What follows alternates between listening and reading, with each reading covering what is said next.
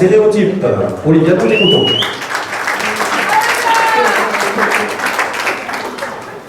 Bonsoir à tous, je m'appelle Olivia Trinduy, je suis en 303 et j'aimerais vous parler d'un sujet qui me fait beaucoup réfléchir et me questionner car je suis arrivée à un constat. Pourquoi y a-t-il un écart entre guillemets entre les filles et les garçons?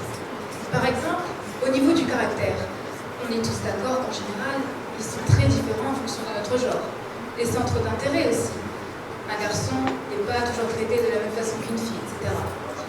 Je parle en général, bien évidemment, je sais qu'il existe des exceptions, mais là, je vais exposer cette généralité qui, à mon sens, pose problème. Donc, ma question est la suivante. Sommes-nous vraiment éduqués de la même façon? Et donc, je me suis demandé comment je suis devenue celle que je suis.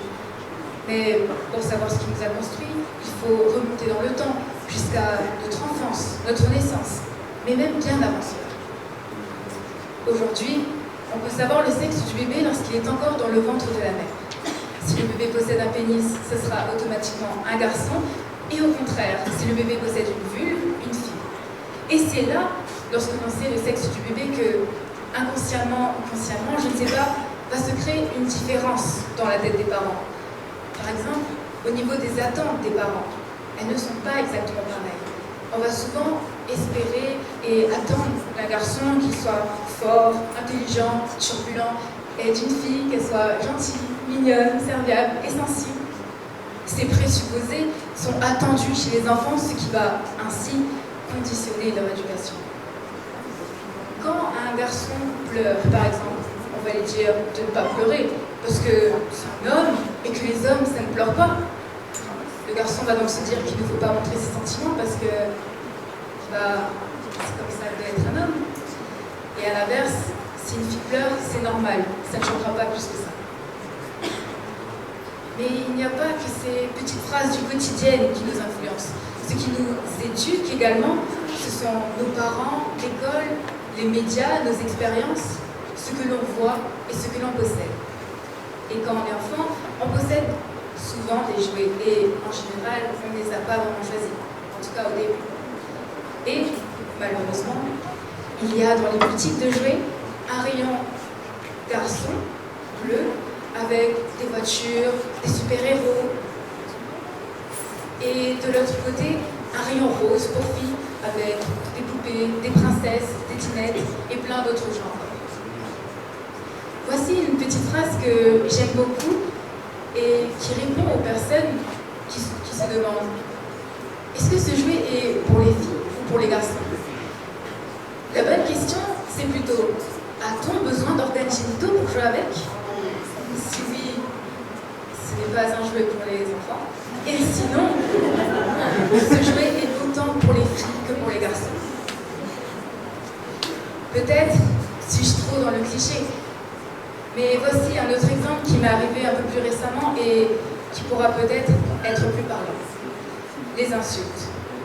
Il m'est arrivé qu'un professeur me dise: oh mais c'est pas très beau dans la bouche d'une fille. Et je suis sûre que je ne suis pas la seule à qui c'est déjà arrivé.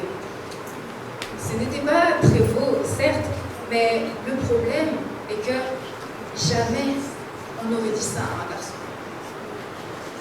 Le collège est souvent une période dure où les enfants peuvent être sans pitié entre eux.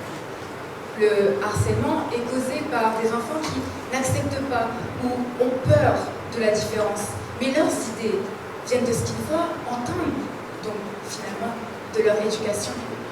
Un enfant est le reflet de ses parents, des adultes et de la société.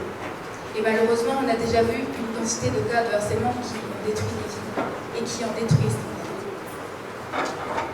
Par ailleurs, les stéréotypes persistent dans le temps, et même dans ce collège. Vous n'avez qu'à regarder les toilettes du collège. Celles réservées aux filles sont roses, et celles pour les garçons sont bleues.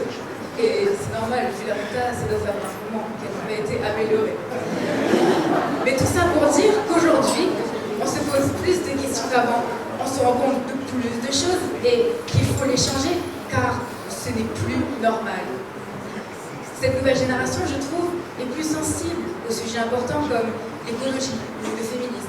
Et c'est en grande partie grâce aux réseaux sociaux. En 2020, on n'est plus obligé d'être rangé dans cette binarité fille-garçon. Devenez ce que vous voulez, qui vous voulez. Il existe maintenant tellement de genres. Arrêtons les stéréotypes, car ils réduisent les champs des possibles pour les enfants. Je vois bien que les choses changent, doucement, mais elles changent.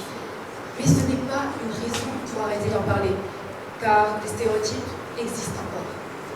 Ce qu'il faut, c'est construire les futurs esprits en normalisant des comportements, des façons d'être. Il n'y a que de cette manière qu'on avancera, qu'on fera changer les mentalités. J'espère que mon discours aura ne serait-ce qu'un léger impact sur vos esprits. C'était Olivia et je vous remercie de m'avoir écouté.